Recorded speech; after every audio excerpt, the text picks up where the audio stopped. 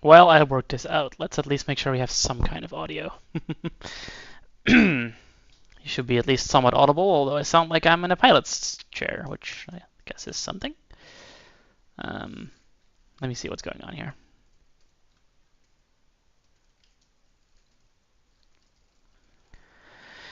Yeah, headset mic's coming through. That's not the mic I want, though. Yep, I'm coming in through my little headset mic that I'm using. We could use that in a pinch. Just want to see why my microphone is not further being picked up, because that should not be happening.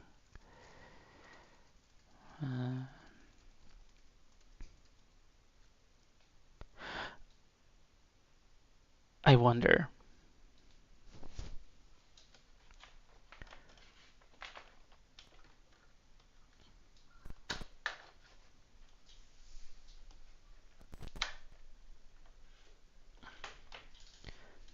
Hello, hello, hello, hello. Hello, hello. Hello, hello. No, for some reason it's not coming through. Oh, we may have to do it this way today. It's not like we're gonna do like any kind of weird stuff, I don't think.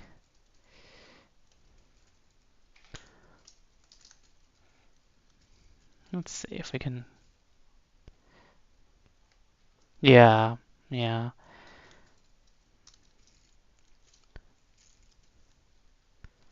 I'm just seeing if I can sort it out real quick, but I don't necessarily think so.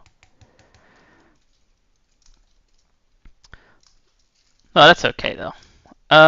We can make it work with this. Nice and close mic'd for today. That's a thing. Um,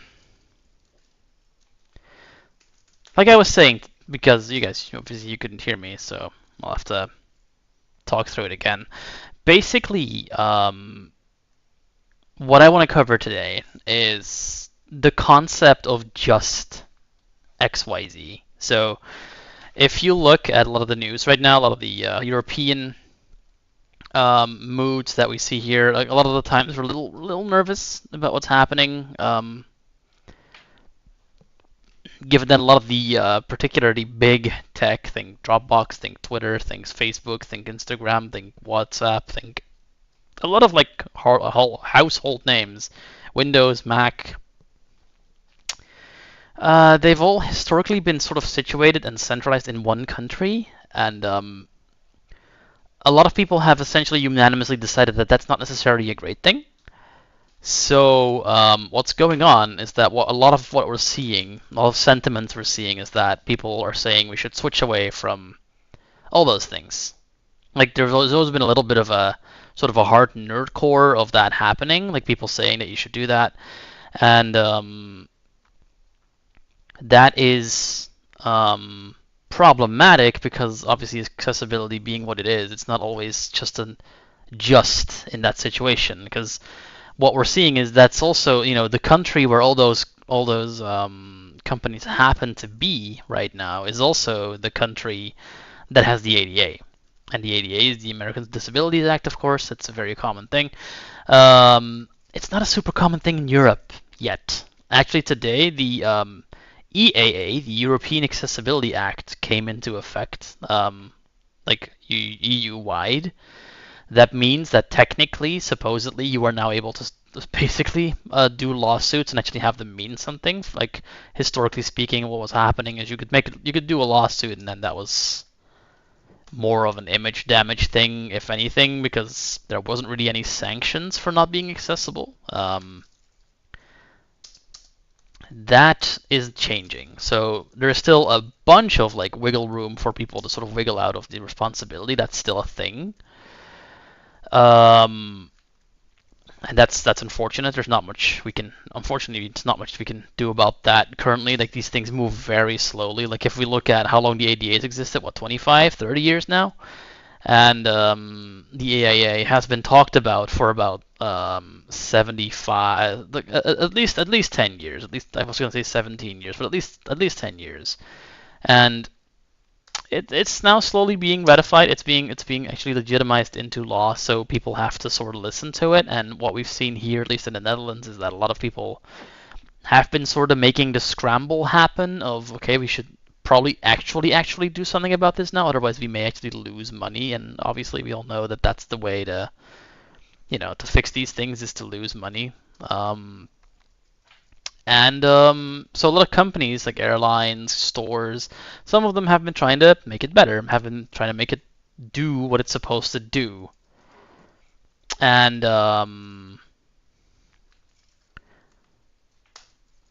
basically that means that it now is a thing. I wouldn't say it's a big thing still. Like it's there, it's something, but it is certainly not there as far as I'd like it to be, as it were. So while we're seeing an improvement, while we're seeing things improve, we are definitely not seeing, a massive switch or a massive shift that's currently happening. And I think that is part of why I wanted to do this stream. So basically, the stream is really intended to sort of argue against that word just. Because what I've seen, even when I was announcing the stream, it was a very big response on Mastodon when I announced the stream, basically saying, "Hey, listen, what we're seeing is that it's not just a just. A lot of things just aren't accessible enough to switch to," and some people are very much like, "Thank you. I've been trying to get this sentiment across to a lot of people who keep telling me I have to switch to Linux, I have to switch to PeerTube, I have to switch to LibreOffice, I have to switch to all sorts of different things, because the time to jump ship is now." I've seen that little phrase, like the time to jump ship is now, because if we don't jump ship now, and then the one country where all the things are does something strange, then nobody can work, and that's a sound argument. But why that's sensitive is because a lot of people who have, essentially used technology to become the great equalizer to, for all intents and purposes, have that equalization between like I couldn't do anything 20 years ago with the disability I have or the situation I have, and now I can. From that perspective, what is being suggested here is basically go back to sitting behind the flowers at the window, stop complaining, and that's hard because obviously both camps are right there. Like if you're really worried as um, a company that you're going to not be able to work anymore because stuff has fallen over, something went wrong, there's like some kind of trade war going on or another war, heaven forbid a civil war, any kind of like conflict that's making it difficult to do your job because all your stuff is across the sea, then yeah, that's hard, and that is a serious issue. The problem is that we're now stuck with a huge amount of inaccessibility, like debt, for lack of a better term. I don't think that's a coined term yet. Like maybe we can put that in next to shitification. I can sick of seeing that word everywhere. But that is where we're at right now. There's a serious like movement, people wanting to switch away from these technologies, and I have a list. I have a long list. I have lists, things like I said. I have LibreOffice, I have Linux distributions, I have websites like PeerTube I want to look at, I have Nextcloud I want to look at, I have, there is a EU version of Google Docs basically being worked on. I have a link to that. We're going to cover as many as I can cover. I don't know how many that's going to be. It's going to be a bit of an interesting situation, but that's what we're going to try to do. That's the goal. I don't know how well we'll do. That's always a bit of a question. But I want to try. So we're going to see how well we do. I also do appear to have fixed my microphone. And there should now be two of me, actually. So let's turn this off. And I should not have entirely disappeared. If I did, then I'll need to do some damage control. But let me actually bring up my own stream so I can monitor levels and check it. The tricky bit is that there's a whole... Actually, let me just make sure I'm still talking in here in case it doesn't work. Hey, ads for my own stream, love it. The tricky bit about a stream like this is that it's so multifaceted. There's so much happening, so many different things going on that... I'll get that distracting out of the way. Give me a second. Okay, yeah. Yeah, there's two of me. Okay, I thought so.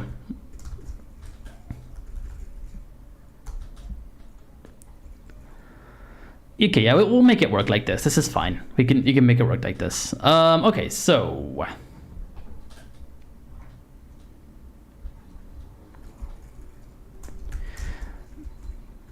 What I was saying, so basically the issue is that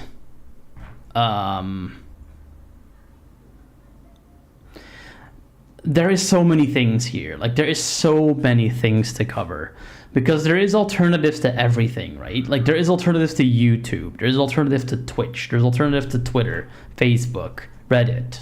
There's alternatives to Microsoft Office. There is alternative to Microsoft everything. We can go all Mac, but the Mac is also in big tech, so we could go to Linux. And then within Linux, there's multiple flavors we could go. There's multiple desktop environments we could look at. There's multiple screen readers we could look at.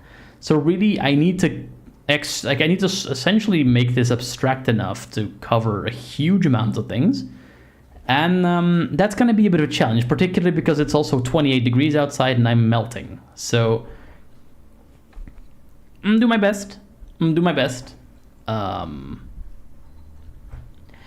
And we're going to see how we do. So let us... Right now we have Kagi open. Kagi is a search engine that has a lot of lofty promises. Some people like them, some people don't like them. That's another thing. There's a lot of contention about what the alternative to be should be. Like, for example...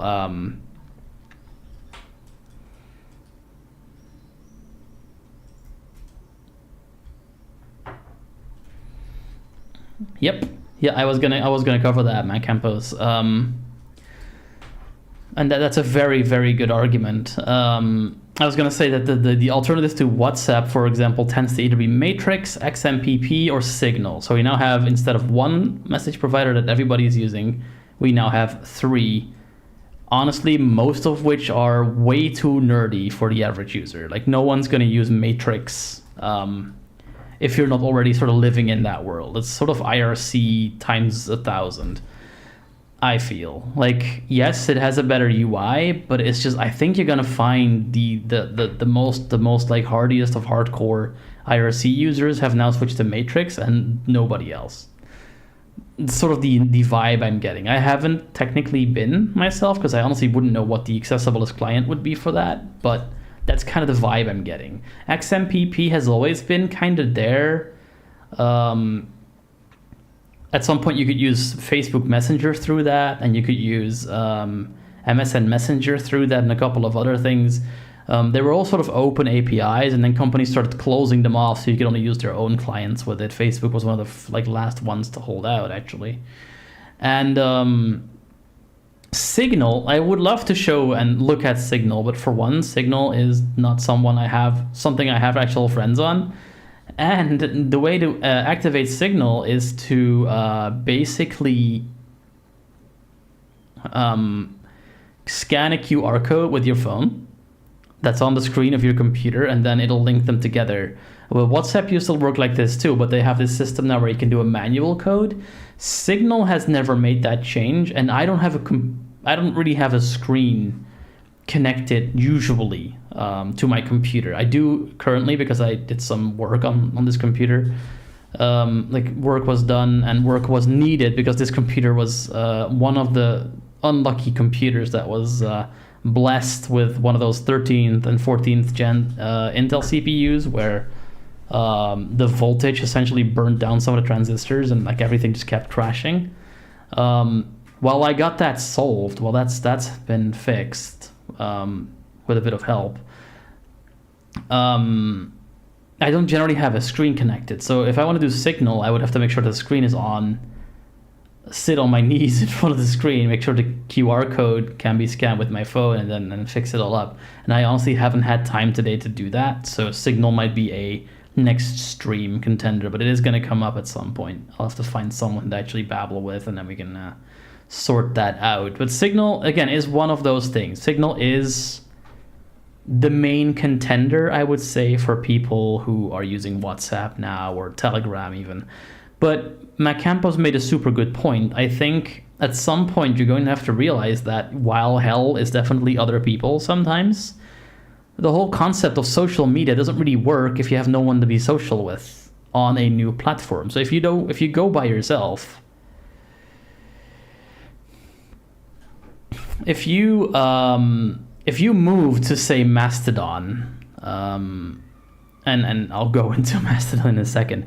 If you move to Mastodon by yourself, you'll absolutely find a whole bunch of people there who have also moved, who have very, very happily left Facebook behind and Instagram behind and X behind and whatever else they've left behind. They're very proud of the fact that they've left it all behind, and they're in a better place now, and they should be commended for having left all these terrible, horrible, no good platforms. Thing is, the average user doesn't care. As long as a social media can provide cat pictures, preferably cat pictures from people you already know and you have at some point met, that's where they're going to stay.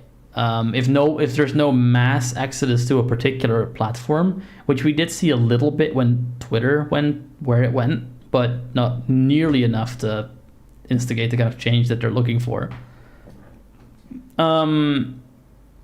You can go to that platform and you can be super happy about the fact that you're not on the platform and that you're with people who have all deplatformed themselves and are super happy about that. But I think the danger there is that you're going to create an echo chamber, essentially a circle jerk of people who are all thinking the same thing and happy about the same things. And your friends, if they follow you, great. If they don't, which is more likely, then you now have a hermit problem because you are not talking to the people that you're actually wanting to be talking to anymore. And I think that has been my experience with a lot of the splintering of social media over the last few years. I used to be a relatively prolific Twitterer. That's where all my sort of the people I was interested in were hanging out, so I hung out there too. And now I essentially, yes, I'm on a network that has no algorithms, and they're super, super proud of the fact they have no algorithm.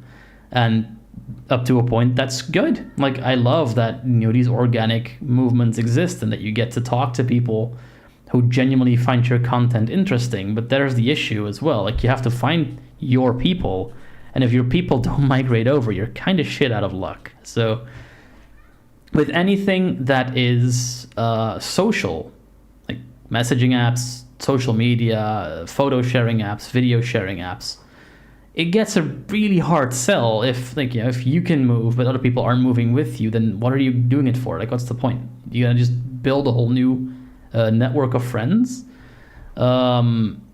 There is certainly very, very good reasons to go to something like Mastodon, something like something on the Fediverse.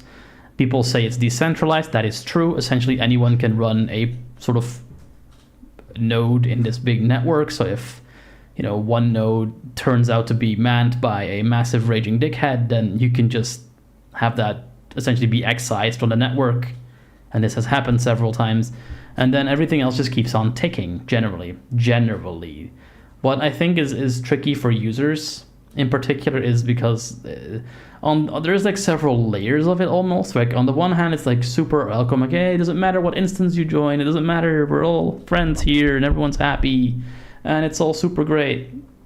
But then if you start digging a little bit deeper into the weeds, what happens is, some people don't like the fact that you can now connect your Fediverse instance to Threads, which is the Facebook thing. So they'll just block that out of principle because there might be fascists on that platform, or there might be other people on that platform that they don't like, and they want to protect their users from that bad influence, which is a fair stance to take. But now the whole it doesn't matter what instance you're on is essentially bullshit, because you may be on an instance and maybe you do want those interactions, and it becomes a whole lot harder to get them if essentially the admins are deciding what content you get to see. And that is, I think, something that is not really talked about enough. I'm not sure if I'm making or losing friends by even having this conversation right now, but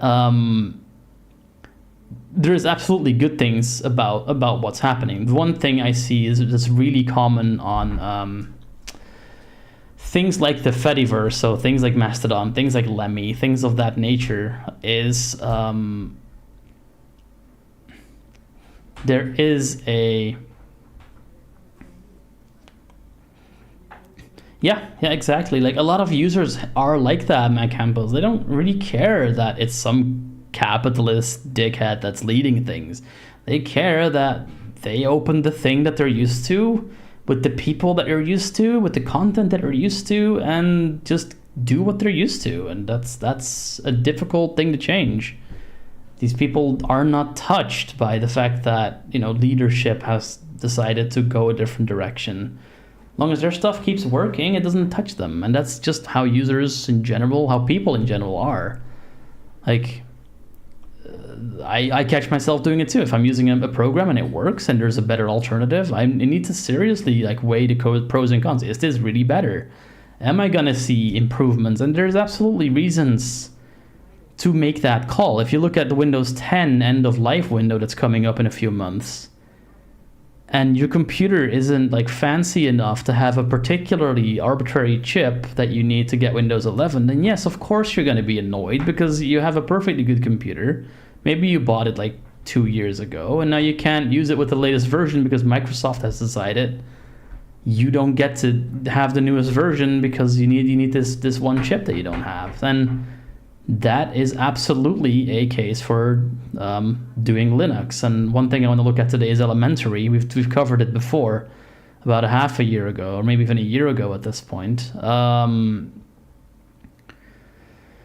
And that is a niche Linux distribution. Linux has so many flavors. If you want to do Ubuntu, the mainstream, you're generally going to be okay. But even there, depending on what desktop environment you're going to be using, you might have a better experience or a worse experience accessibility-wise. And users don't know that, and they also don't give a shit. They want a computer that works. They don't really care about the customization because they don't seek to change their experience. They just want the one that they're familiar with back. So if you want to get Windows users on essentially Linux, all you have to do is make it work, look, and act like Windows. And I'm pretty sure that's what Linux Mint is doing up to a point. Just make it look like what people are used to. And then, if it fails, you at least have some kind of familiar ground to fall back on. And that's good.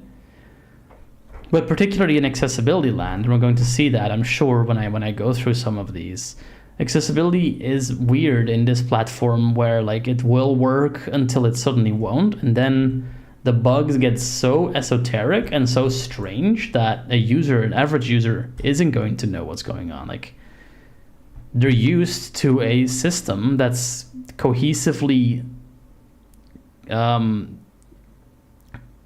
do I put that? It's cohesively made so it works together. And if, for example, on Linux, what often happens is, well, Orca, the screen reader will work, but if there's some kind of security thing where an application may be using more permissions than the screen reader, you now have a problem where the screen reader isn't allowed to see what that app is doing UI-wise. And it'll just say screen reader unavailable at that point, and that's it. The user is going to have no idea what to do. Like they can't do anything. There's nothing they can do. And that's a very secure design, but it's also completely blocker for people who need to use a screen reader.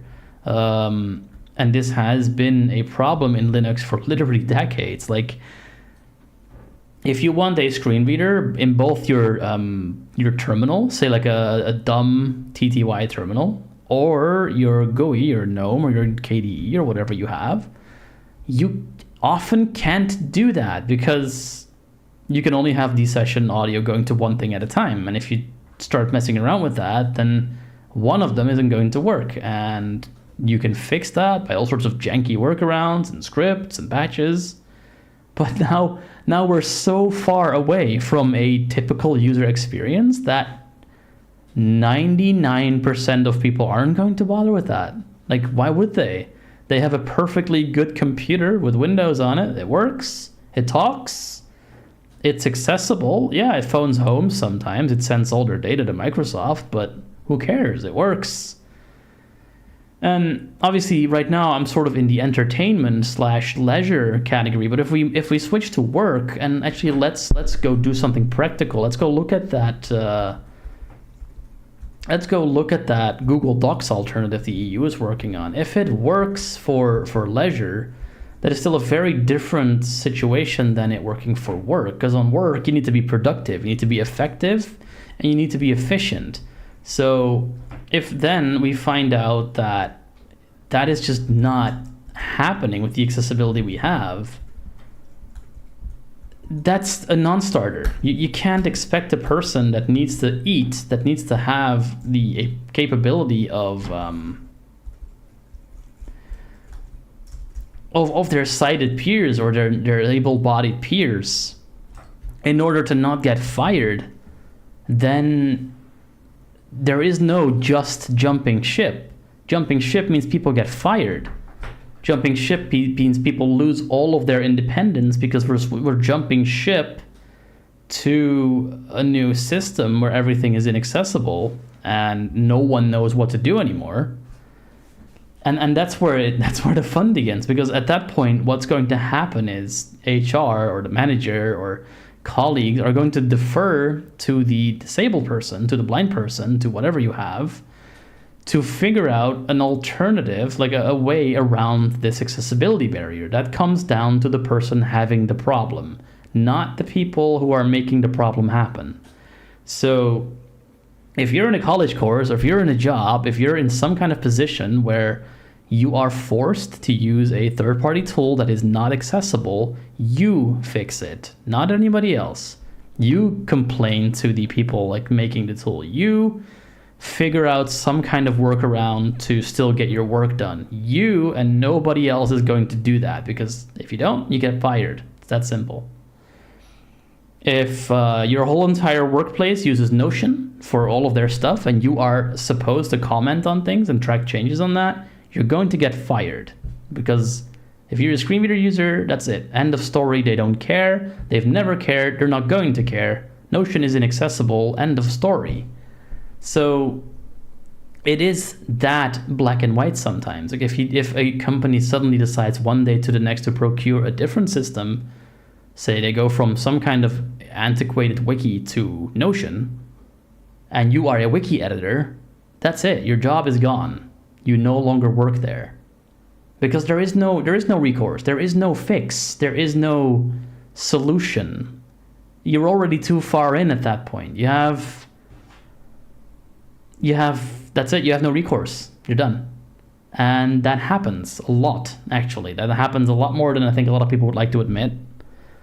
And at that point, it becomes a value thing. It becomes a not my problem thing. Like if someone will say, well, yeah, that's unfortunate. That sucks, but we have to move on. Can't do anything to help this person. Wish them well, but that's it. That's what's going to happen. And that is why having the EAA, having these rules now, and having streams like my own, like other people's who cover this stuff, I think is important, because if we don't have that, no one is going to care. Like no one thinks of this until they're made to think of this. And that brings me down to the end of this whole entire rant, and we're going to do something else after, I promise. But it brings me down to the fact that accessibility isn't important until it is. And it becomes important usually way too late. It becomes important when someone of note, usually, runs into the fact that it's not there. That's either a person with a lot of money, a person who knows a good lawyer, particularly in the US, a person that happens to know one of the main developers of the project who essentially feels pity for them, or a whole group of people that have annoyed the devs and the managers so much that they'll finally start doing something. That is not very common, but it does happen. And having these mechanisms, I loathe to use them for this purpose, because I don't think this is the way to do it. I am an accessibility professional, I'm an accessibility auditor.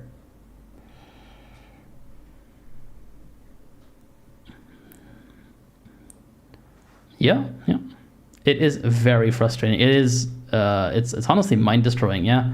I have been working in accessibility for almost 10 years now, and I think I get double the fun, because I am also the person that accessibility actually helps and hinders if it's not there. So essentially, when I advocate for accessibility for a certain group and I happen to be part of that group, that also means that when I get a no, I essentially get very personally told that I am not supposed to be there and that I'm not welcome. So that is a very tiring and mentally straining thing to be able to do. I need to take frequent breaks, particularly when I'm noticing that I'm not getting anywhere with people. But that is the nature of the beast. That's always been the nature of the beast. And like I said, I don't love having to use the legal system to get anything done. But unfortunately, a lot of the time, the only language that these people that make the calls, that make the decisions understand is money. So being fined multiple times is a way to make change happen. Even now, even sometimes when I work with people who would like me to make things accessible, I'm not being asked to make things accessible. I'm being asked, what can you do to make sure these people aren't liable? And that is not the same thing, but I'll take the in, because it's really all I have. So I'm not making things accessible, I'm protecting companies from being sued. And by protecting companies from being sued, I leave things hopefully a little better than I found them. That is usually the only thing I get to do, even as like a 10 years professional in this field. And that is very, very, very, very demotivating sometimes.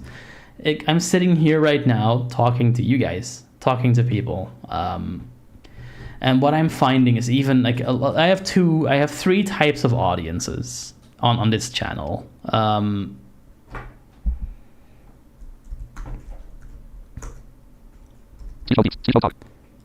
just setting up my speech here as well. There, that should be an okay volume. Let me know if it's too loud or too quiet. We're gonna need that voice in a second. But I have 3 types of audiences on this channel. One audience is people who are already in accessibility or need accessibility. So that's blind people, that's people who are accessibility professionals, it's people who are developers who care about accessibility, and to them I'm preaching to the choir.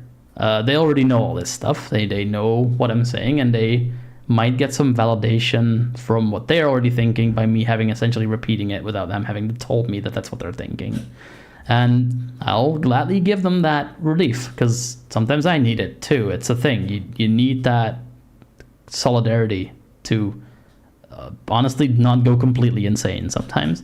The second group is people who pity me, people who are, oh my god, you're such an inspiration that you're able to type a single command into a command line window. I couldn't do that if I was blind. You are you deserve respect and you deserve all the things and you are fantastic and have my babies, whatever, something. And the tricky bit there is that thank you, but it doesn't help me. I don't need your admiration. I need people to not make things so difficult that I need to be admired for making a thing that is really easy happen. I want a crossing with an accessible traffic light that tells me when I can go and when I should stop. I don't want an applause for crossing a road and not dying because there is no traffic light. That's a very different thing. And being an inspiration is great and all, but that is a very different story. And then the third audience that I have is people who actually do want to learn. People who don't know where it's at, people don't know how it works, but they find me and they see what I do and they want to actually make things better for people. And a lot of the time, making things better for people is following standards that have existed for decades. Like, I am not preaching some kind of new revolutionary method to make things more accessible. What I'm preaching is things that have existed for 50, 20, sometimes even 25 years. I always have a bit of a laugh when I see senior UI designer positions that require accessibility. Accessibility people are usually like senior researchers, senior UX designers, senior UI researchers. Should I tell you what these people do? They explain what alt text is. That's how senior you need to be. You need to know, have 5 years of experience with screen readers, 10 years of experience with InDesign, 15 with Figma. You explain what alt text does and how a heading hierarchy works. That is what an accessibility professional does. And you explain that tabbing and like having the tabby cursor thingy not land on all the buttons is bad. That is what you do as a senior super rockstar ninja accessibility professional. So no, you don't need 15 years of InDesign. You need 20 years of therapy. It's a very, very different situation. But enough ranting. Let's have a look at the actual product. What we're looking at is a Docs alternative. It's actually even called Docs from what I can see. Let's have a look. Let's have a little look here to see how it does.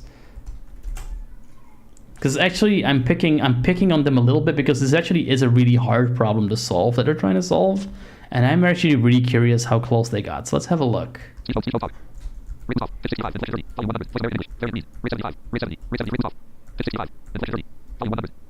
I'm slowing that down. Give me a second. Is that balance okay for people? Is the voice too quiet? Am I too loud? It'd be good to have some feedback because I can't really go in and check very easily. In any case, graphic government logo. First thing we see is an alt text in French. Gouvernement logo. It's also the start of the main landmark, which is funny. So the main is immediately the start of the page. Good. So we have the Gouvernement logo, and then we have Docs logo. That could be either English or French. Mix sounds good. Okay, thank you for that verification. I appreciate it. I also think you might be new, so welcome. First, what was it? Next available silence. Fantastic to have you on. If you're not sure what you're looking at, I'm a fully blind coder, hacker, accessibility professional, professional internet asshole, whatever you want to call it. And I work without a screen. I work with a screen reader because screens don't do anything to me, although there happens to be one behind me right now that's actually plugged in, so that is a bit of a unique situation, but generally I'm staring at a wall like I am now. I use a screen reader. I don't do visuals because I can't see them. What I do with this channel is I talk about struggles and I also talk about how to overcome accessibility barriers in all sorts of ways.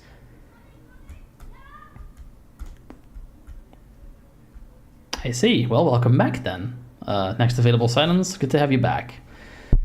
So we're looking at thing. First thing I see is a heading 2. Heading 2 is do we have a heading 1 as well? We do not. So there is heading hierarchy skippage. The first thing I see is a skipping of heading levels. Now that's not a blocker.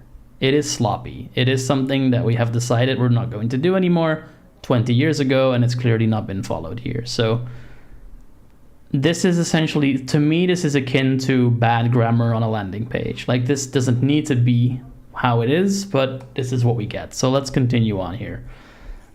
We see a big word beta in capital letters. Head beta button, translate English.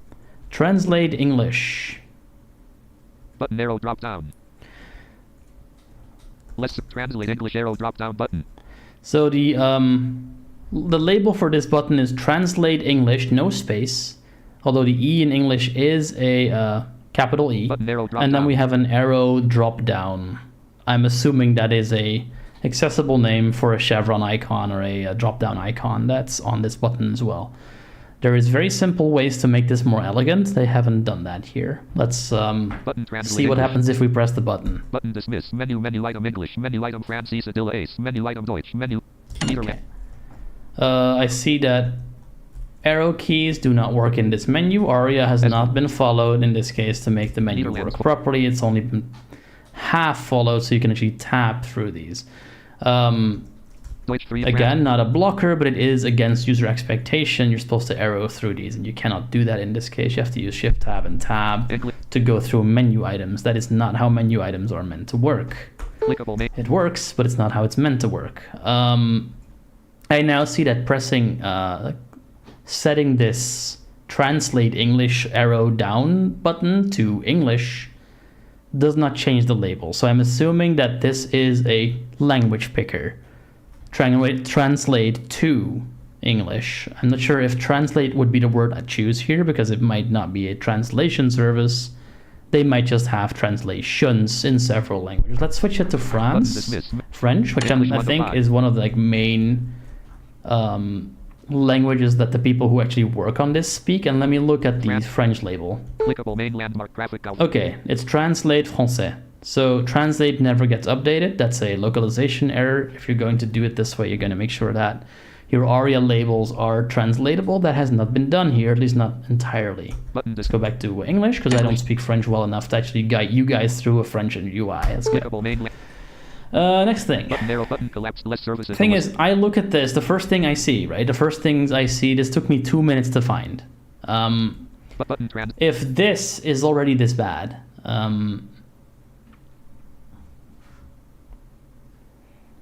This took me 2 minutes to find. If I can find this in 2 minutes, I can conclude two things. One, I'm just that good.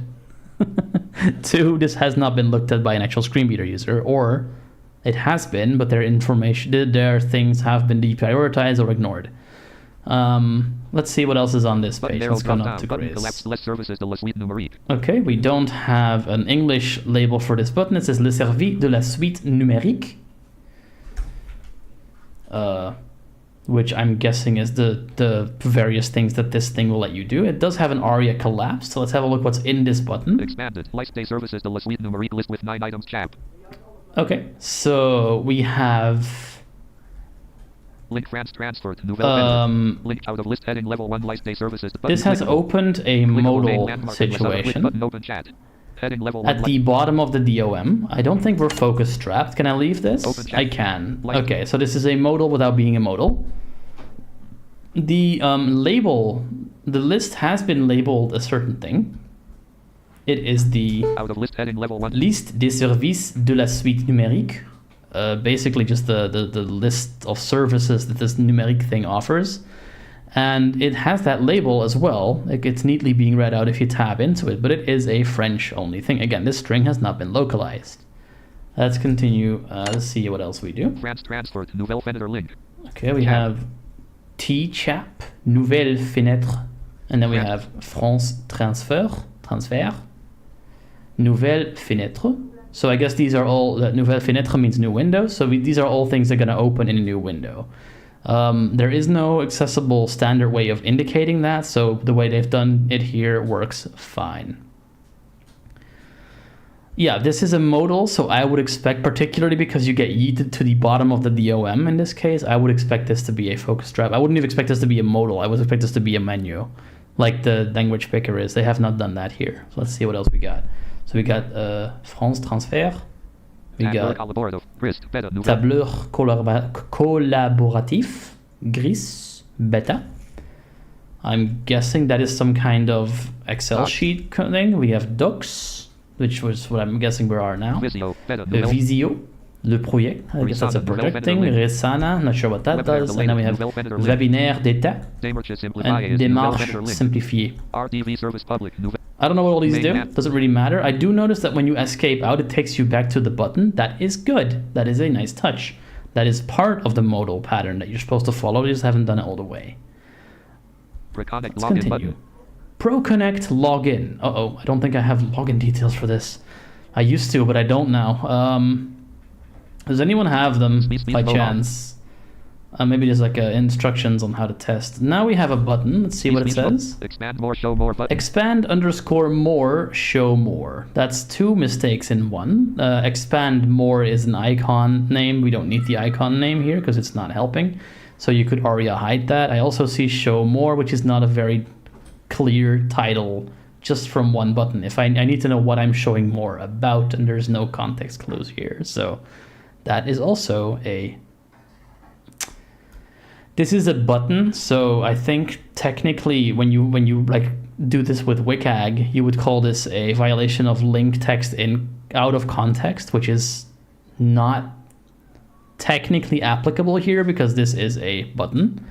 But apart from that, it's the letter or the spirit of the law. In this case, they have done this wrong. You don't know what this button does without looking at the context around it. Graphic banner image. In this case, button for Connect login. Graphic banner image. We have an alt with the text banner image, which tells me nothing. Button expand more, show more. And then we have a show more, and I have no idea what this is. So we can't actually see what this is supposed to do with just the text that we have. Open heading level 2 Gov's Red Heart open source. Gov's Heart open source. Docs is built on top of Link Django REST framework and Link Next.js. We also use linkages and Link Blocknote.js, both of which we are proud to sponsor. Very good. Django REST framework is something I have used. I like it. Yeah. You can easily self-host docs. Check our installation link documentation. Yeah, I'm not going to be self-hosting anything. I did make my computer VM capable, so if we do want to look at some VM Linux things, we can do that. But let's stay in the web browser for now. Docs uses an innovation and business-friendly link license, MIT. Okay, so we know about the license. Contributions are welcome. See our roadmap. Contributions are welcome. Docs is the result of a joint effort led by the French flag France Baguette Red Link, Denim, and German flag Germany Pretzel governments.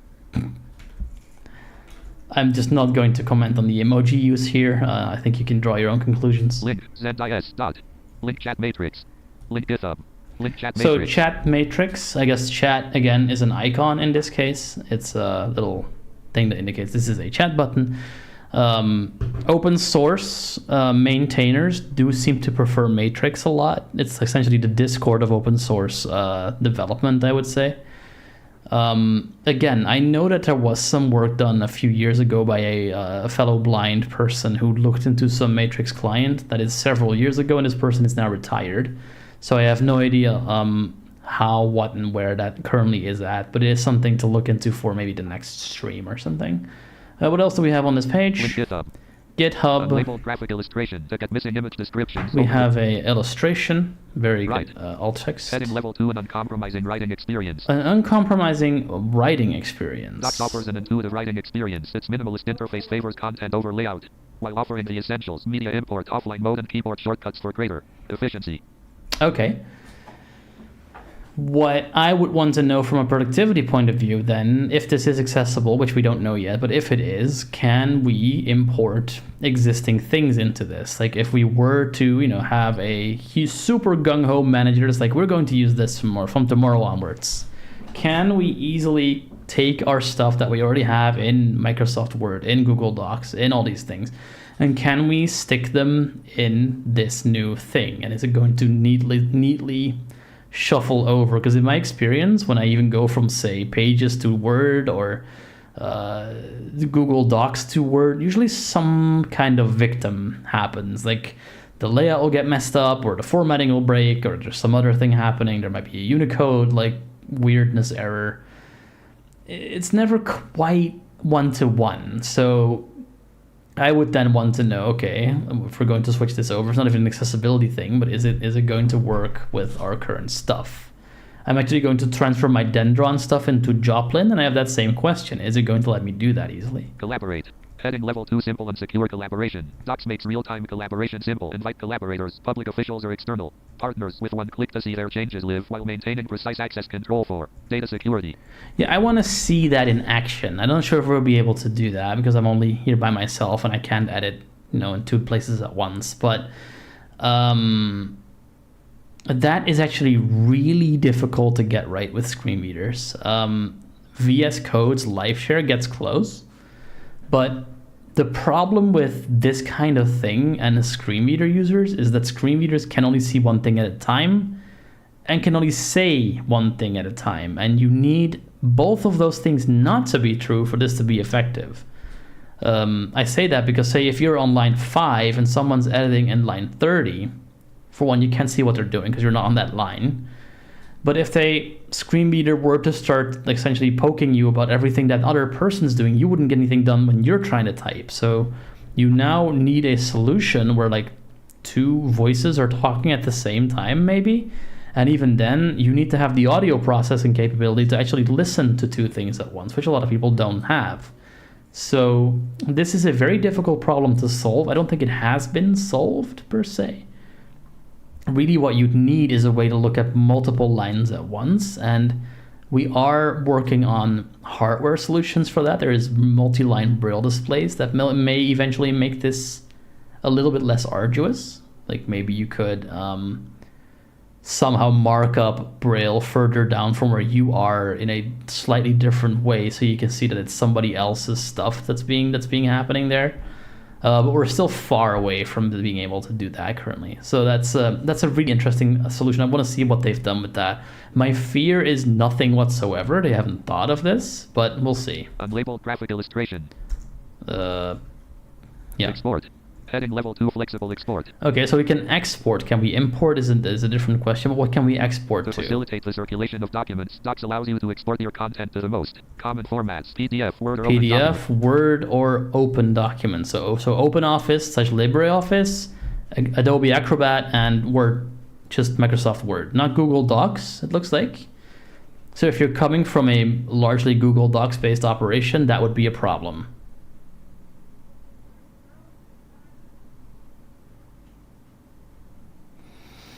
That's true next to Fadable Silence, but I think flicking back and forth with your eyes is a lot faster than having to do with a screen reader. So you're not wrong, but you do lose a lot of time there because there's also no quick way to jump where... Yeah, but then you have... Okay, let me first finish my thought. So the good thing about either a touchscreen or a mouse is that you can essentially look at something, move your cursor to where that's happening, click it, and then you're there. A screen reader user doesn't have that luxury. Basically, what you have to do is scroll down to where that line is, and you may not even have line numbers to really do that very quickly. And then you see it, and then you have to find your way back to where you were somehow. So what you would need, and this is actually something VS Code lets you do, is I believe it lets you summon another person's cursor to where you are, so you can ask the other person to do that to your cursor.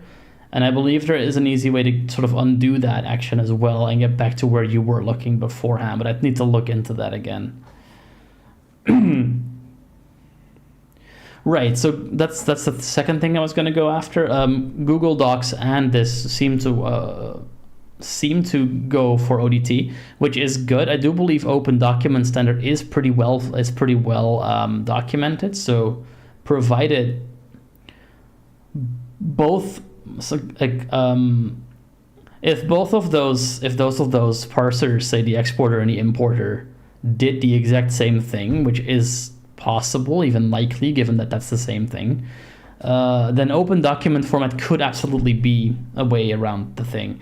I do know that the docs format, the Microsoft Word one, is not super clearly documented in some respects. So there I see more problems. So yeah, open document format would probably be the way to go in that situation. Unlabeled graphic What else do we got? Organize available soon. Heading level Okay. 2, a new way to So organize. organize again is an icon. I can see it on the Braille display because it is a word that's attached like to the left of a word without a space. Okay. A new way to organize knowledge. Docs transfer your documents into knowledge base thanks to subpages, powerful search, and the ability to pin your important documents. So they're going after Notion at this point. That's what Notion does. That's what Confluence does. That's what a number of these systems do. It's good. We need more competition in that space. So it's good that that's happening. Unlabeled graphic docs. Heading level 2 docs. Beta. Docs is already available. Docs is already available. Log in to use it now. ProConnect login. Info.gov.fr link service public I data know there is a test account. I just don't remember what the logins for it are. I think it's like demo or something. Let me let's see. Okay, so I just went to a different page and everything's in French now. Contenu. Link pied the page. Pied de page. Out of list banner landmark République. République. Ah, baguette. Let's see what we can do here. Main landmark C connector A Graph Docs heading level 1. Se connecter à Docs. Avec ProConnect, connectez-vous au site de l'administration et une fois avec un seul compte. Un email professionnel format attendu. Noc.domain.france. Edit required. Button continuer. Or less members des établissements de l'enseignement supérieur de la recherche recordés et grave. Renator. Button continuer avec Fédération Education Research. Content info landmark République. Main no previous edit field. Is it a demo? Let's just try demo. Please include an added email address. Demo blank. Please enter.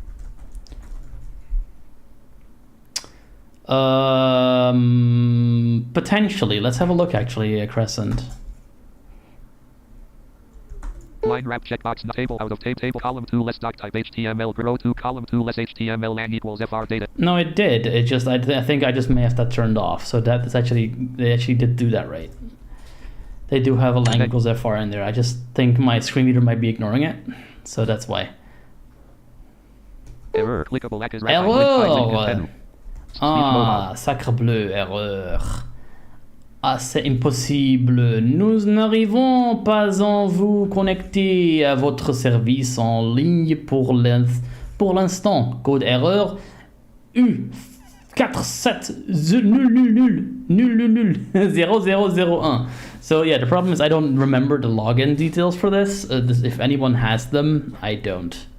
Let me ask the other person that gave me these if they happen to be awake.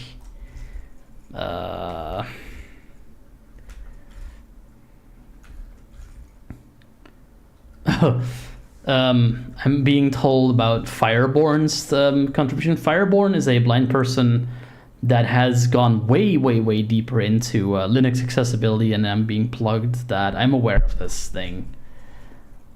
Wait, what did you just clip? What did I do? Did I like pick my nose or something? Let's see.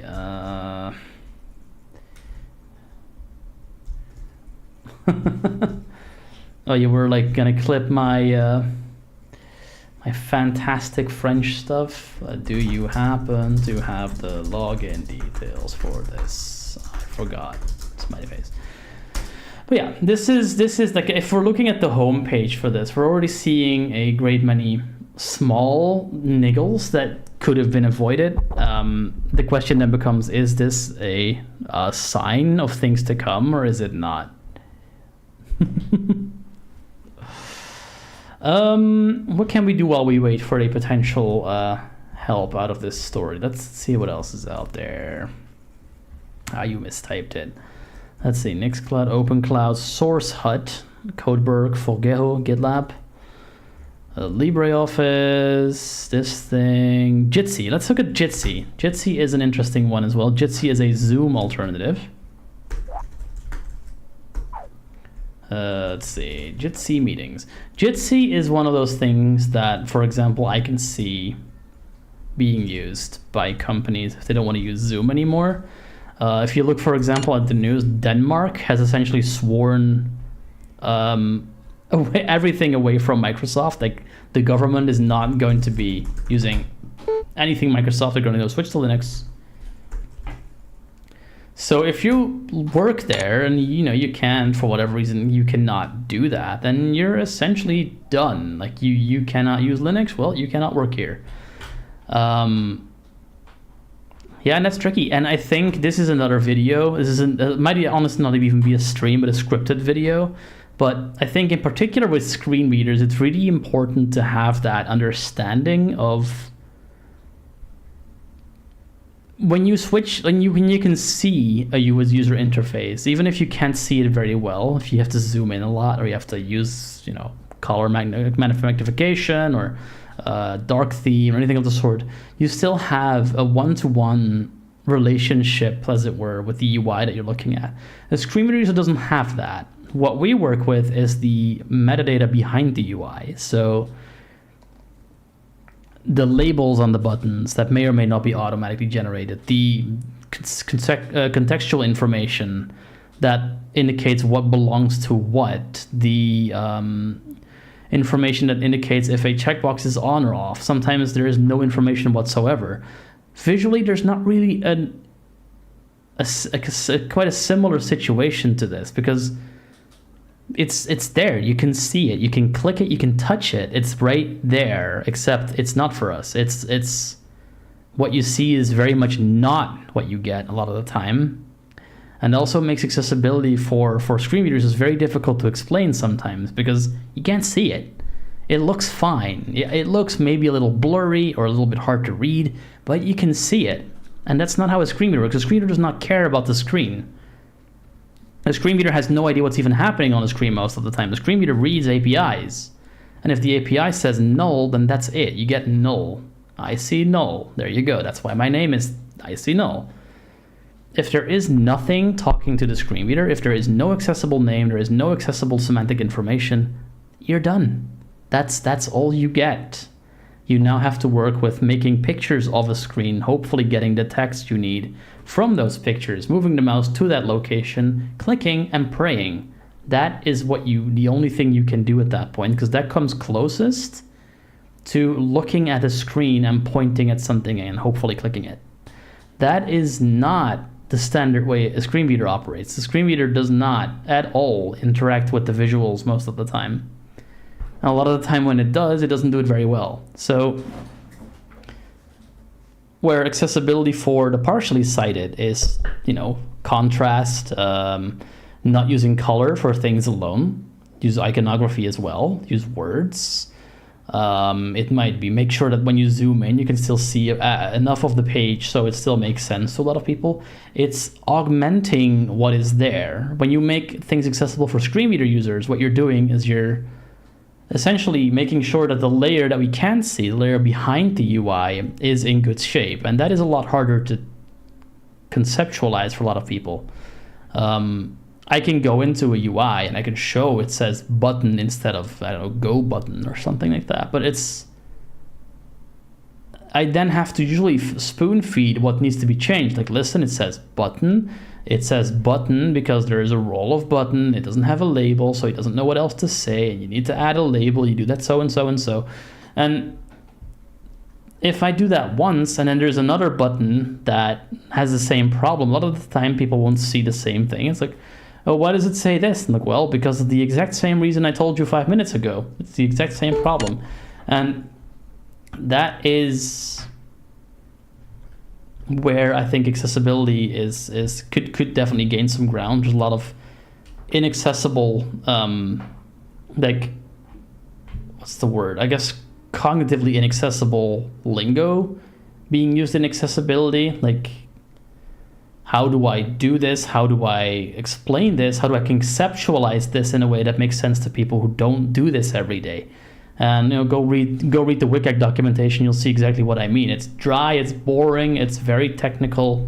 It could definitely do with a touch-up, and a lot of people just don't understand. And then there's a couple of other resources like the ABG, the ARIA Patterns Guide, which then seems to be a way out of the mess, but then a lot of people actually don't like that resource, and it becomes this whole mess. And really the only way out of this is to have people who do this stuff for a living, what we call native screen reader users, do this with you, like let them work with you. But that is, I don't think a lot of people are quite ready for that kind of commitment quite yet. But let's have a look at Jitsi, shall we? Speech mode. Link Jitsi Meet logo. Links to homepage.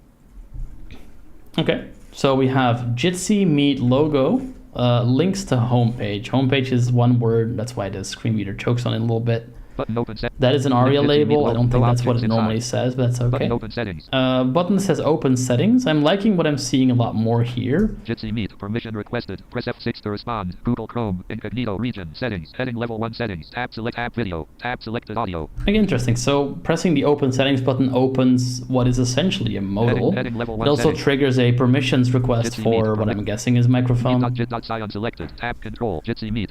Settings dialog. Heading level 1 settings. Jitsi Meet. Permission Oh, requested. fascinating. Meet.jit.sci Actually, unselected. don't Remote see back button. the- Press to go. Chrome button. Collapse incognito button. Control your music. Extensions button. Meet.jit. Loudest never allow button. Allow this time button. Allow while use your microphones. So yeah, it wants to use a microphone. This is fair. It's a meeting app, so I'll give it that permission. Allow this time button. Allow while visiting the site. Jitsi Meet. Google Chrome. So that's gone. We're still in Tab incognito. control. Very Settings good. dialog. Heading level 1 setting. And the button opens a dialogue with settings. I would have liked to see an ARIA has pop-up equals dialogue on that, so it says collapsed open settings. It's not a huge thing, but something they could have done. They have not done that, but in this case, I don't hate that super much. It's okay. Let's try this tab Settings, control. heading, audio tab select. Tabs are supposed to work with the left and right arrow keys, are supposed to indicate selection, should not be tabbed through, ironically. Tabs don't generally work with tab. And yeah, let's see if all of that works. If I use the arrow keys... Jitsi Meet. Permission. Oh, another one. Meet.jit.sci wants to use your camera's alert. Never. Okay, once the camera, that's Allow fair. this- Let's give that permission. Actually, let's not give that permission, Allow while because it might knock out my camera, Check. actually. Never allow, get out. Vert Jitsi link Jitsi Meet logo links to homepage. Button open set heading level 1 Jitsi Meet. Secure and hide wall heading button open Jitsi Meet Google Chrome. Tab Okay, audio, so this tab control video is tab select vert button open settings. Jitsi very Meet logo links to homepage. jittery. For some reason, when I land on the virtual backgrounds tab, the third one from the top, it kicks me out of this Button open settings. modal. Jitsi I'm not Meet entirely Google sure Chrome. why that is. Tab con- But again, this would have probably been caught had you tested. It's also interesting that you have to use the up and down arrow keys rather than the left and right arrow keys, but I guess vertical tab controls happen. Let's try what tab does in this case. microphone combo. Tab does the right thing. Tab tabs you into the current, the highlighted tabs controls. That's what it's supposed to do. Microphone combo box default VA property page. We have an empty tab stop here that should probably be cleaned up. It's not harming anything, but it is cluttery. Microphone. You can change the microphone here. That's fine. It's a drop down, I think. Default VOD TC Helican Go XLR communications VOD TC Helican Go XLR line Aver Media Live Gamer HD2 broadcast stream communicate default Looks fine. communication line Aver broadcast stream mic digital audio interface. You can see how many digital microphones I have. It's very fun.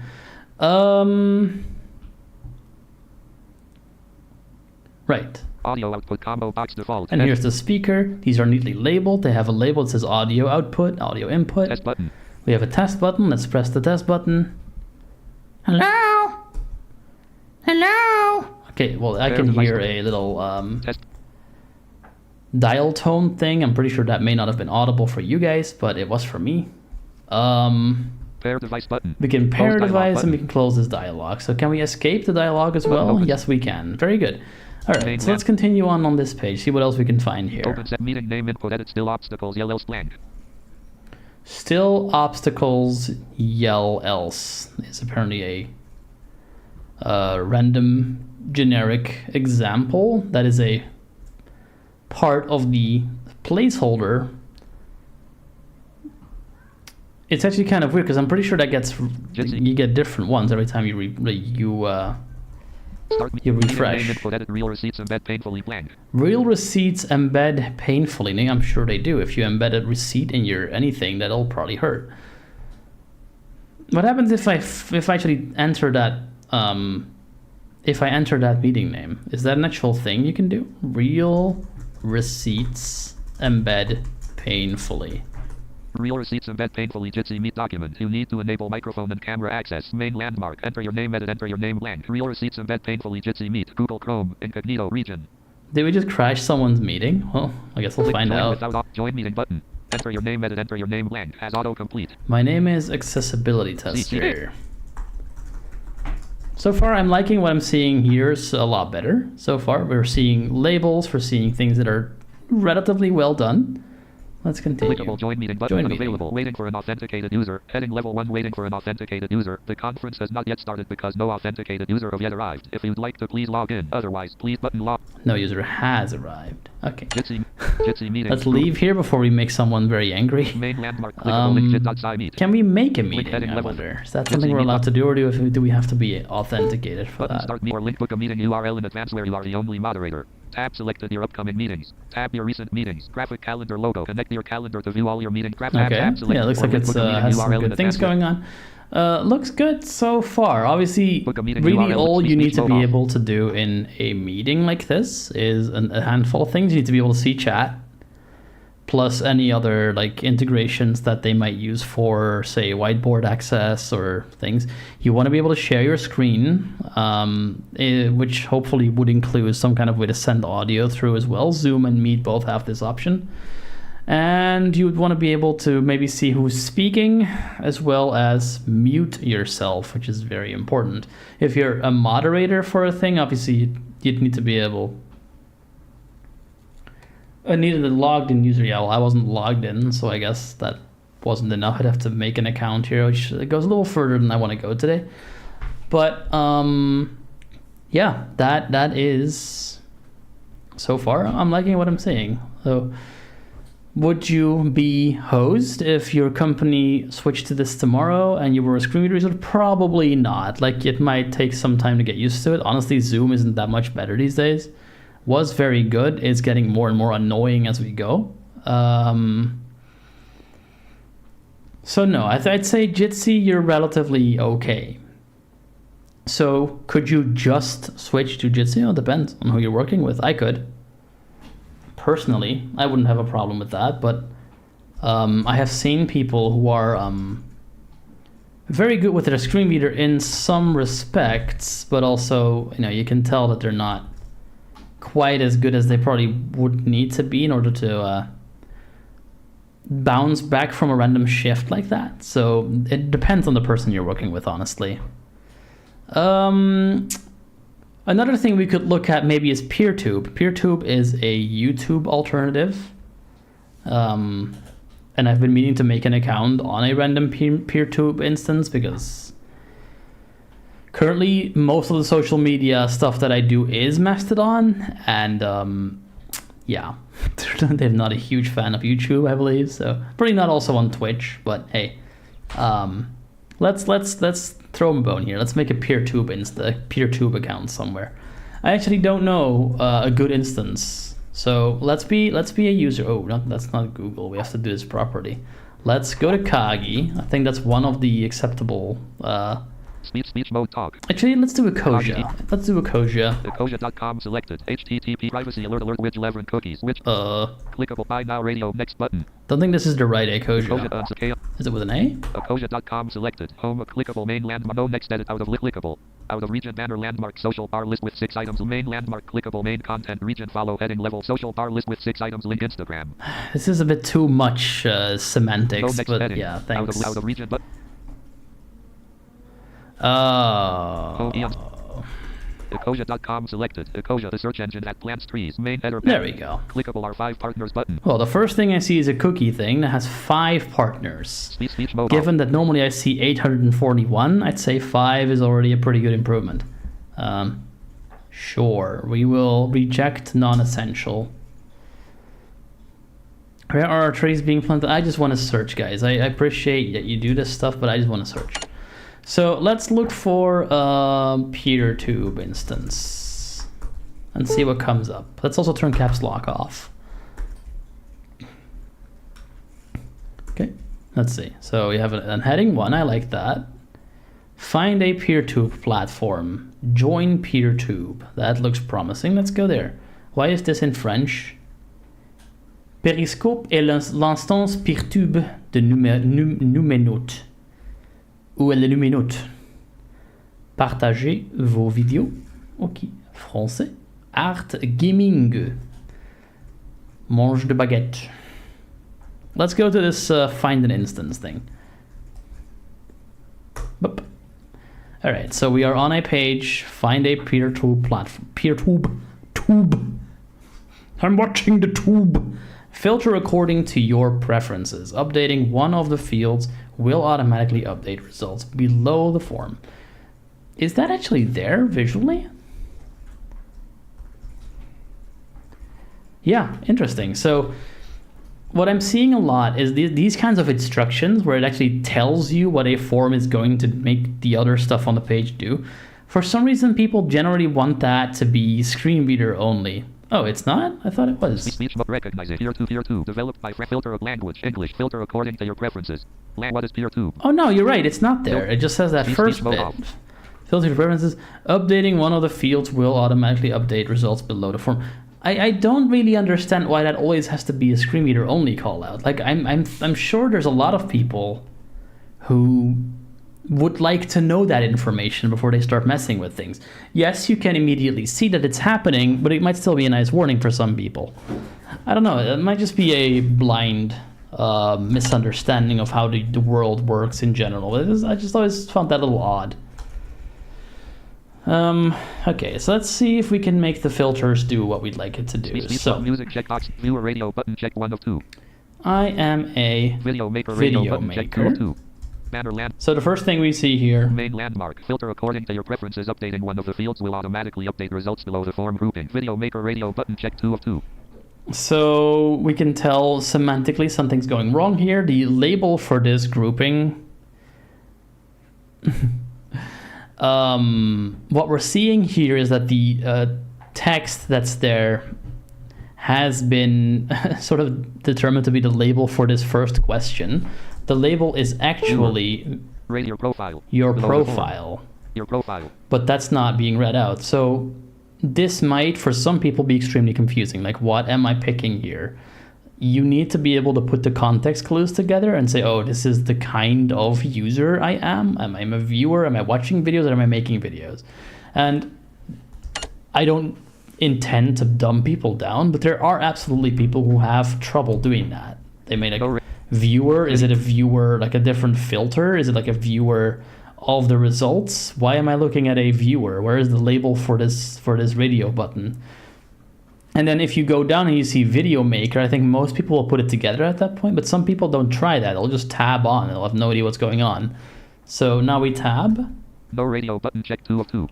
Right now we have a question that says yes or no. We don't know what the question is. We can find out if you know the right keys to press, but it's not being told us automatically.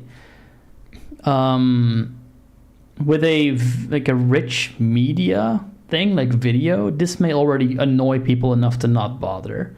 Because if you can get a basic radio button right, like I don't think people will expect you to be able to do things like subtitles correctly. Can we do audio description? Is it going to be accessible to add captions to these videos if I can't even like get a radio button properly right? As a content creator, these are the questions I would ask. Now again, I usually don't get stuck because of outright accessibility issues. They need to be pretty severe to stop me personally, because I have some tricks up my sleeve to get past a number of things, up to and including messing around in the DevTools and in the console to make things happen.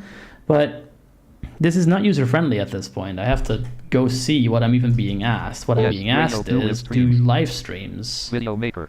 Dual radio button. Yes, I do. Check, yes. I'm doing one right now, in fact. Yes, radio so let's continue. Video maker radio. Yes, music checkbox not checked.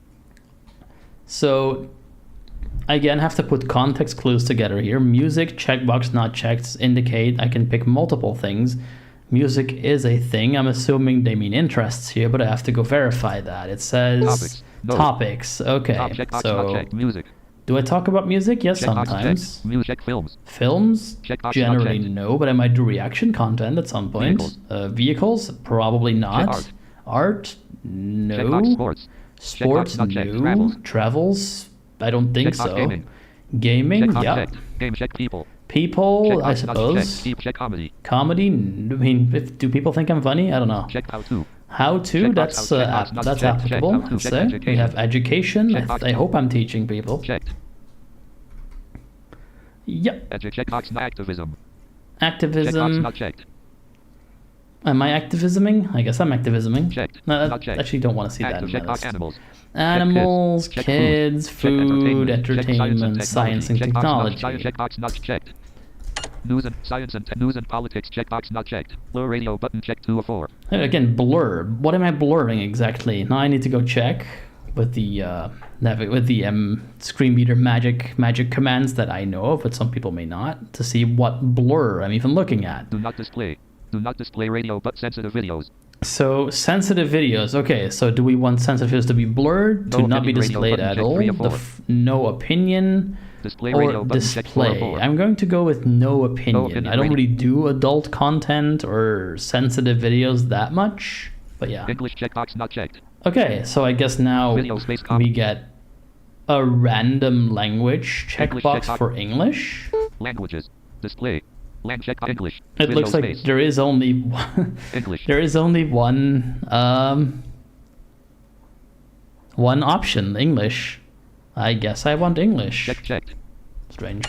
Video space combo box at least 5 GB collapsed. Video space. I mean, video gets large really fast. I'm gonna need more than 5 gigabytes. At least 20 G. At least 50 GB. Let's say 50. Like, ideally, I don't want the limit at all. Like, this is... If I'm going to do this instead of YouTube, I don't want to worry about how much space I'm taking up, because I don't have to do that at YouTube. And I understand that this is voluntary run, and people need to put the space somewhere, but... Yeah, I'm gonna need a lot of space, because I do long-form live streams. This page link. Okay, we have a this page link. I have no idea what this is about, so we have to go check context ourselves. What's the thing? Go to. Videos or channels.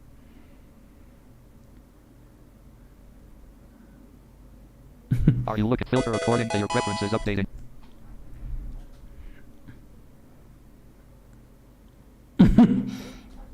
Speech mode off. Welcome in, new person. Need to look at your name so I can...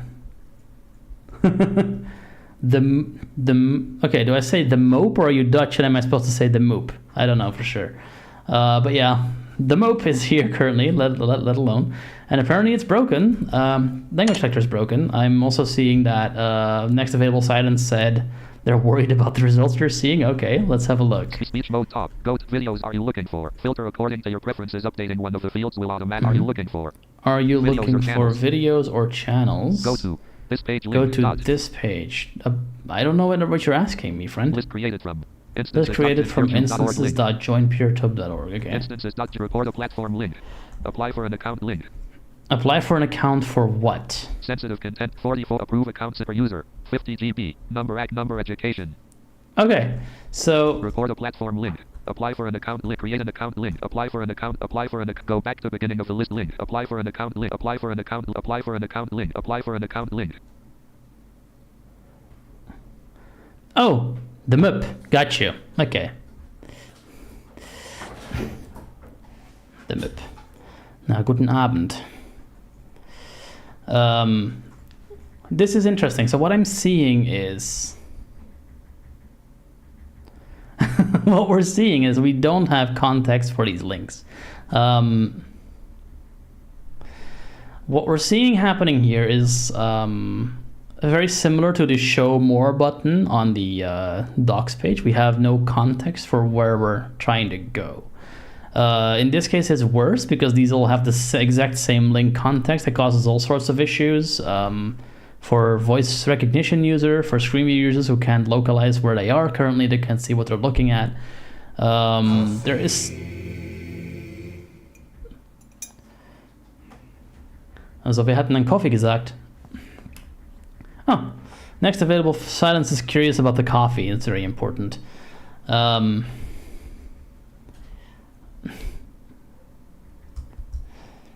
for an account link. Okay, let me turn my own chat down for a second here so I can talk without it interrupting me. So yeah, what we're seeing here is a WCAG violation. You would want to make sure that you include the name of the at least the name of the thing here. And I am cheating a tiny bit by tabbing through these links. That is not something I would normally do. What I would normally do is go through these in browse, what's known as browse mode, and you would see the context at that point, but not everyone is going to do that. Some people, particularly when you come from a forum context like this, where you're filtering stuff out, NVDA can and sometimes will switch you back into a more document reading mode, but it doesn't always do that. In this case, it didn't do that. And if you don't know how to get out of that, you're going to be doing exactly what I just did and get into this problem. Speech mode off. So what I would want to see in this case is apply for an account at XYZ, create an account at ABC, or even make these into named regions for the thing, and then you don't have to worry about it. There is two schools of thought in how you could solve this. Basically, the desktop app way, where like you make it so when you tab onto these links, you also get all the information that is around the link, and you don't have to jump back into browse mode. I find that obnoxious personally, because you have to have so much information front loaded that it becomes very cognitively difficult to keep track of what you're even doing. That is really only common in really complicated UIs where, say, you're really meant to stay in a more formish stuff. Say you need to, for example, check several boxes after you're done filtering to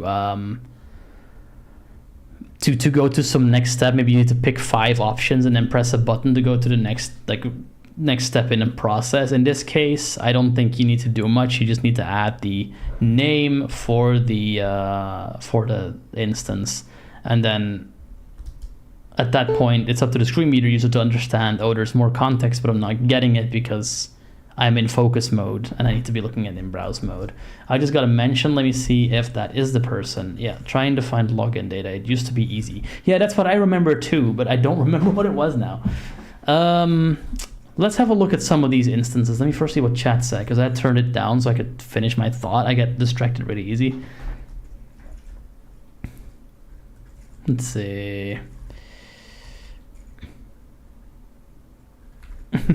German, yeah. The MIP. Yeah, guten Abend, blah, blah. What do people say? Scrolling. Coffee. That should read as card. The links are part of the cards. Right, so it's not a card because it's just a link. There is more visible context as well. It is a WCAG violation of the thing about not exposing content equally.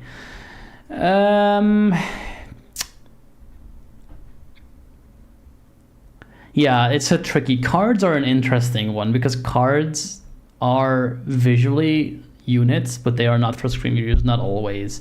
So I think if they put headings in between, which I think they did. Yeah, no, they're fine. I was just doing this very clumsily, and there will be users who do that, but you're not really meant to be doing what I was just doing.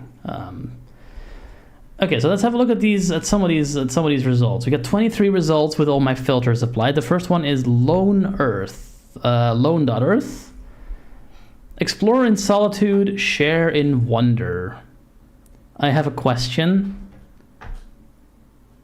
If this is a social video sharing website, why would I want to be alone? Isn't that going against the whole principle of making content for other people that I'm exploring in solitude and sharing in wonder? I mean, I'm sharing in wonder what? I'm supposed to comment and not make videos? This is a very strange slogan. Let's see, activism, particularly for activism. Don't you want people on your side for activism? You don't want to be alone in activism. That sounds like a really terrible idea.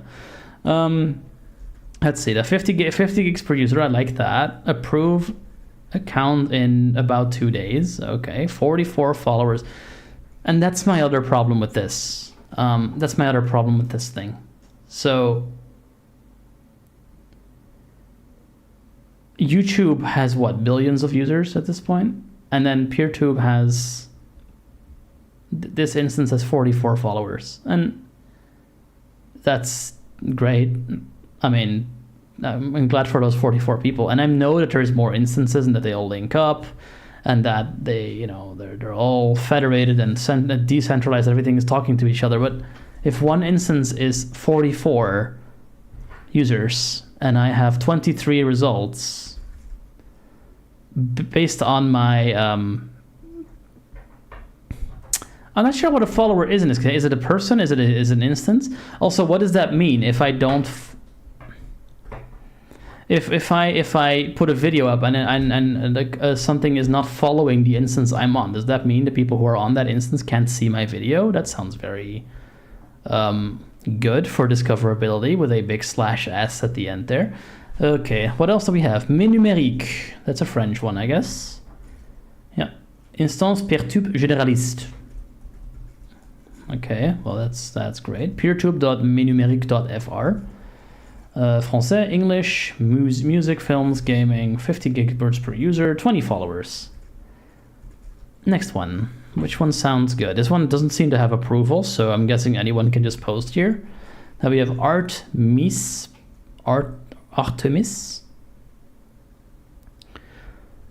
Right, so at least that works. At least you have the people who search. Okay, this is a German one.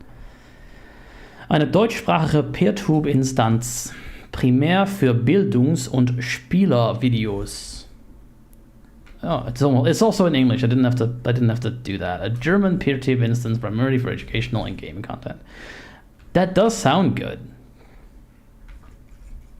Deutsch, English, education, gaming, science, with 50 followers, 50 gigabyte storage, and video publication after moderation.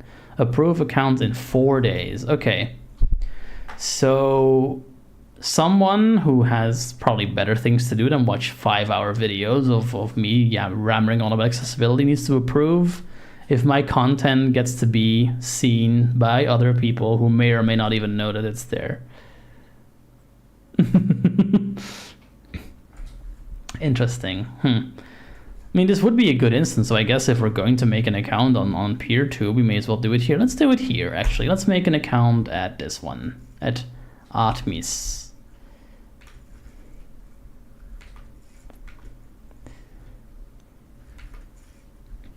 Okay, I just got a... We'll go back to docs in just a minute, but let me just do this first. I want to apply for an account. Search videos and channels. See your query will be matched against video names or descriptions. Channel names. Advanced search a channel edit domain will list the matching channel URL will list the matching channel UID will list the matching video. Open settings modal button. That is a lot of text.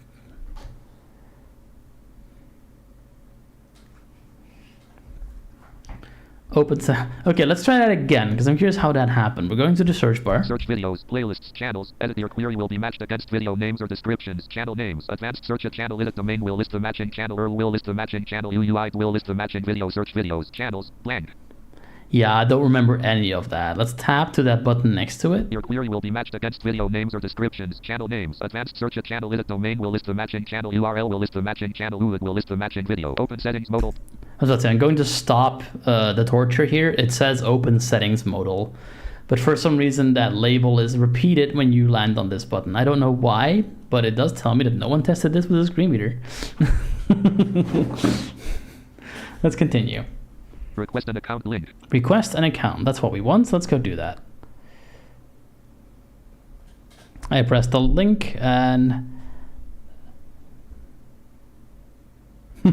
Opens request an account. Request an account. Request an account. We're noticing that me pressing the request an account button gives no feedback to a screen reader user. I'm sure something's happening. Login link go main menu navigation more info link navigation landmark list home PeerTube link discover main premise of link. I already have an account. I request an account button. Okay. So I pressed the link and nothing appeared to happen. That is usually a symptom of an SPA that doesn't do focus routing or like navigation routing properly. Let's press the I request an account button that's a little bit further down the page. Register R3 Miss PeerTube. That did something. Okay, we are now on a different page. Main landmark. Terms of R3 Miss PeerTube heading. Terms of R3 Miss PeerTube button collapsed. Code of conduct heading. Code of conduct button collapsed. Policy regarding your IP address and Akismet heading. Policy regarding your IP address and Akismet button collapsed. Okay. Why do you want to join R3 Miss Tier 2? Edit multi-line blank. Why do I want to join? I am a blind content creator making videos on both accessible gaming and accessible tech, coding, cybersecurity, music content, usually of an educational nature. I think my content would fit well with the requirements of this instance. I am at least 18 years old. I am at least 18 years of age and agreed to the terms of the code and conduct of Artemis Peer 2, which I totally did read. Checked. Terms link. Code of conduct. Go to the previous step. Go to the previous step or go to the next step. Register. Let's go to the next step, Go shall to we? the next register. R3 Miss Tier main landmark. Public name edit example. John. Public Step two. name, I guess I see Public no. name. Username edit selected it null. As autocomplete. Public name edit selected I see null. Wait. Alert display name is required. L. User public name edit example. John Doe blank. So my public name is also my display name, but I also have a username. And they're not the same thing because sometimes you might want a different username than you want a display name. In my case, I guess I want them to be the same thing. So I guess Username. this is what I fill in. But this is a little weird because if I tab away from this and come back, Public name edit selected it null. now it says public name. If I wipe this out, Alert display name is required. now L. it says Selected. display name. A public name and a display name are not the same thing. Not always. It's important to keep these things consistent to not cause confusion. I think I know what's happening, but I'm not 100% sure. Use email edit example. Email address. Speech mode off. I will put in my my dummy email address that I use for these kinds of situations. I will put in a password. There's a show button. We will not be pressing that button. Oh, we don't have to confirm it. Go to the next step. Okay, what's next? Sweet main landmark. Channel display name edit example. Sweet melodies blank. Has autocomplete. So what? We have a public display name for the user, a full name. A display name that's also a public name. We have a username, and now we have a display name for my channel, which is not the same thing as the display name for my user. Why? This is the name that will be publicly visible by other users. Channel display name. Channel display. I guess that is IC null as well. Alert channel identifier edit select. Channel display name edit has autocomplete selected it null. I don't Alert. think it likes my underscore. Alert channel identifier cannot be the same as your account name. You can click on the first step to update your account name. Why can't they be the same though? Like I get that you might want them different, but why can't I have them be the same thing? Like, what if my user is only going to have one channel name and I don't want to have different channels under one user account? I guess I don't get to have that. L. So, can I put spaces? Can I do like IC null tech? Step channel display name edit selected it null tech. No, because you can't have a Blank, null space. So my username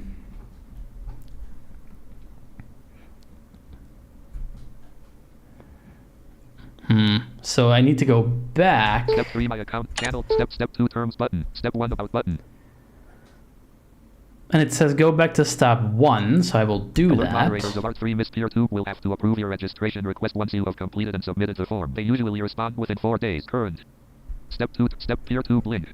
Framisoft blink. I already have a request an account button. But step 1 is actually not where I change my username. It's step, for all intents and purposes, 2. Register R3 Miss So- request an account.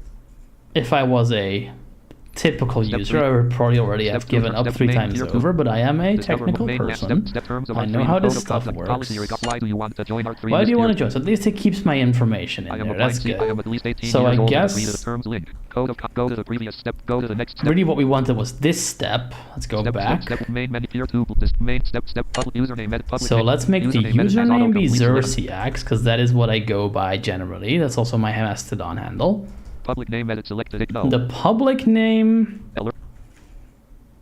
is also Zers. I am so confused. I guess it's also ZerCX because that's what people would know me as. R. And then the channel is IC null, even though I kind of want to. Username, email, edit, selected, or password, edit, show button. Go to the next step. Alert So display now the name. channel. List. Banner lamp. Banner lamp. Right, but even that makes that I've never really understood that on Google either, because that makes a little bit more sense because you only see your email address yourself, and users see channels. They don't necessarily even see that those are by the same person. In this case, what I'm seeing is there is a public identifier for a person that you can see if you're not that person, but there's also a public identifier for a channel that person may have, and maybe they can have multiple channels, I don't know yet, but that's also visible. So it's almost like encouraging people to have multiple channels, I would almost say. And I don't actually even know if you're allowed to have multiple channels, but yeah, it's a little interesting. Your clear request and account login main more navigate to discover main step 3 my channel display name edit example. So I guess this is where IC null goes. Channel identifier edit selected it null. And that is also the identifier. That works. Right. Go to the previous I don't want to create a channel button. Oh wait, you can actually just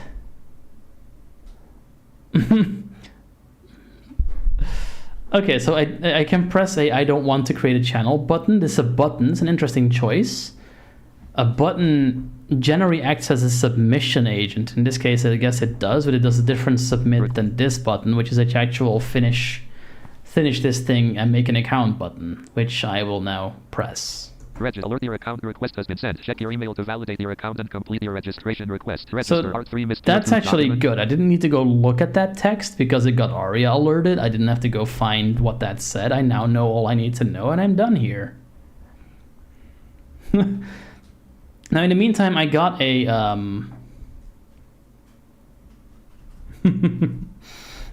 let me open, because I got a link from someone who I asked for logins for that document. Let's have a look at the document, the docs thing, the French thing, and then from there maybe like end off for today. I am melting, guys. It's ridiculous.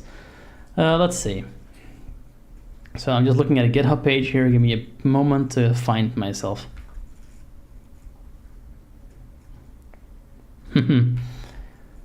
Okay. Yeah, less sweet docs, collaborative text editing, docs where your notes can become knowledge, blah, blah, blah, cooperation. There's some kind of demo here. Let's see. Let me put my speech to me so I can hear it and you guys cannot. Let's see.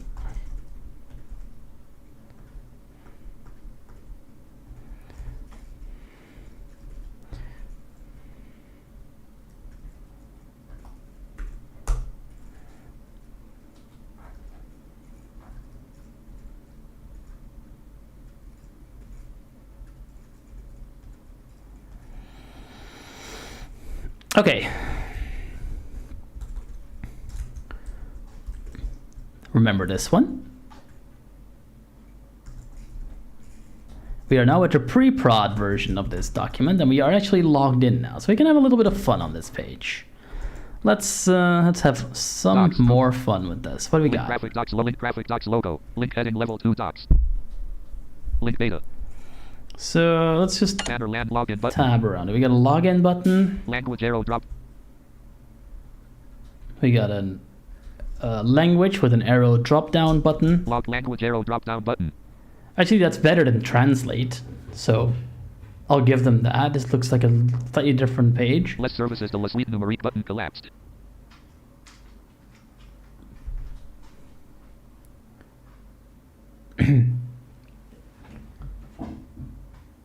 I think my dog may have just mounted the stairs. Let's have a look. Le service de la suite numérique is the same thing we saw before, still in French. Chrome, incognito, docs and docs.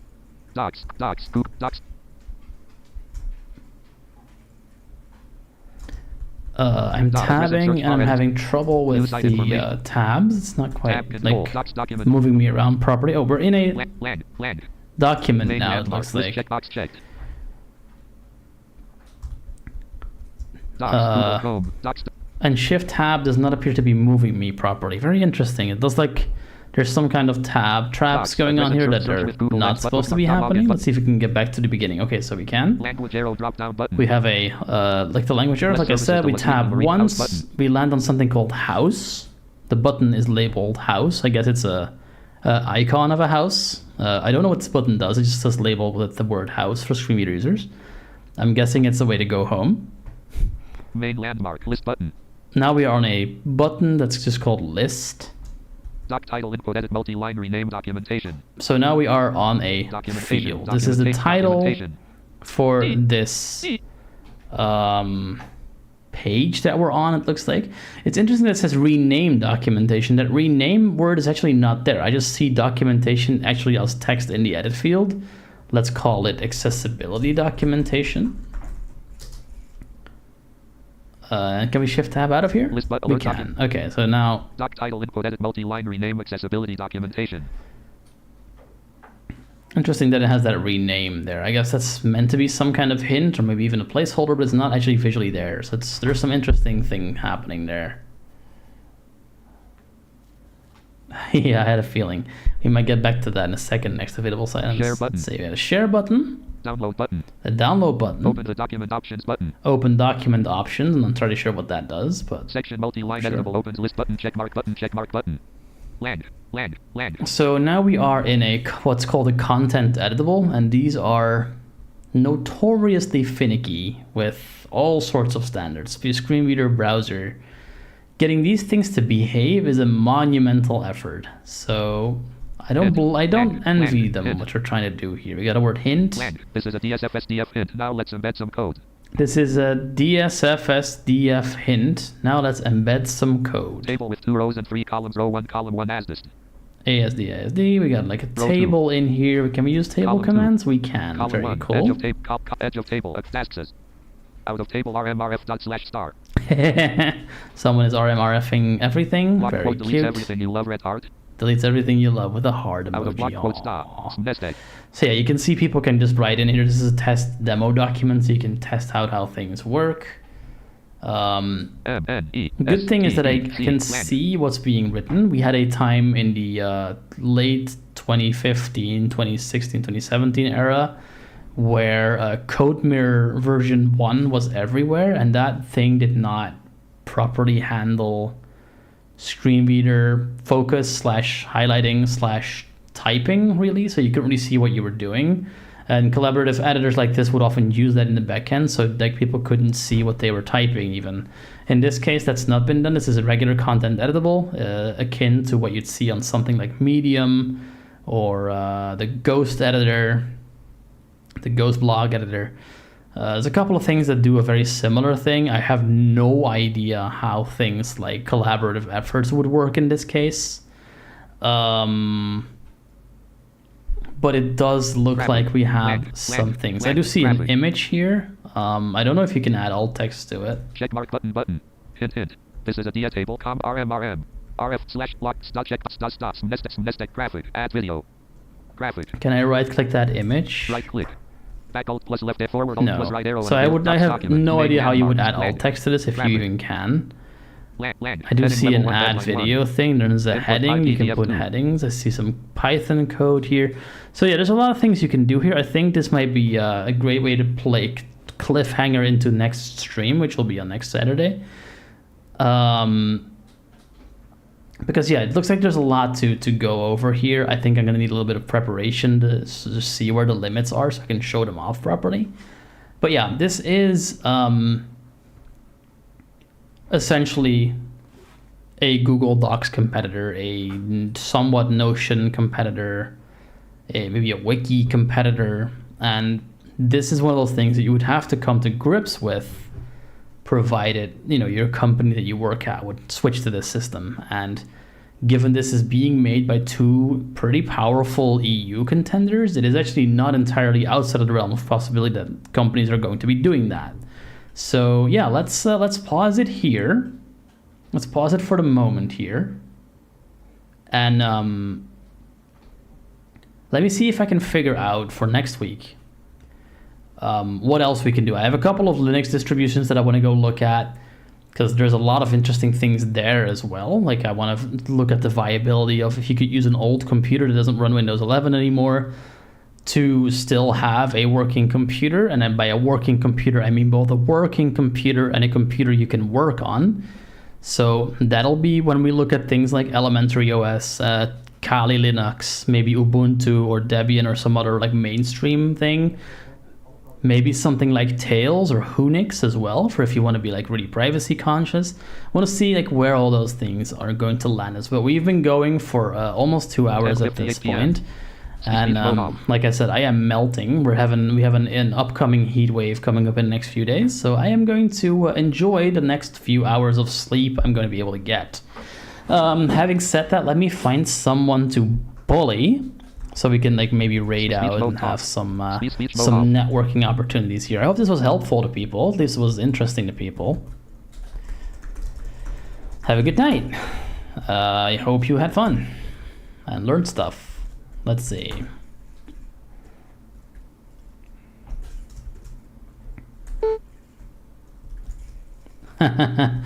I do. It's not yet plugged in, but I'm going to be plugging it in probably tonight, because it's going to very likely be needed in the next few days.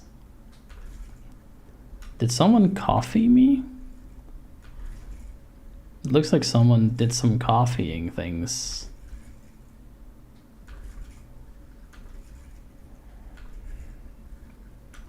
Right.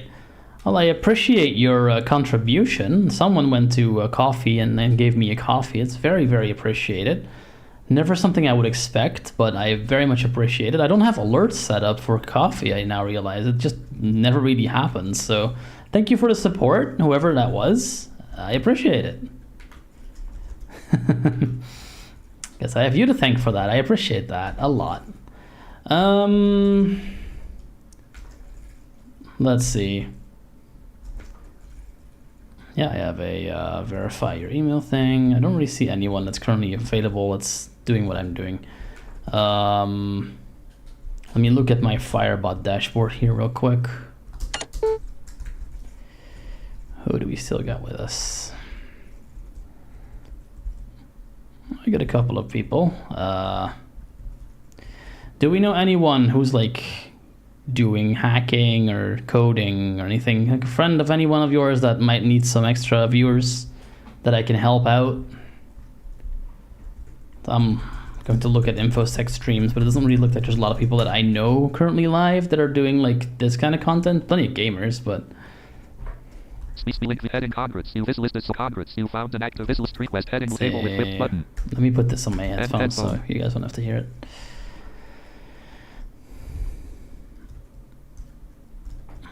Yeah, I'm literally the only person live on this as well. I see. No, that sucks. Okay, well, we honestly may just have to call it here then. I don't really see anyone that would be a good segue into not just entirely random.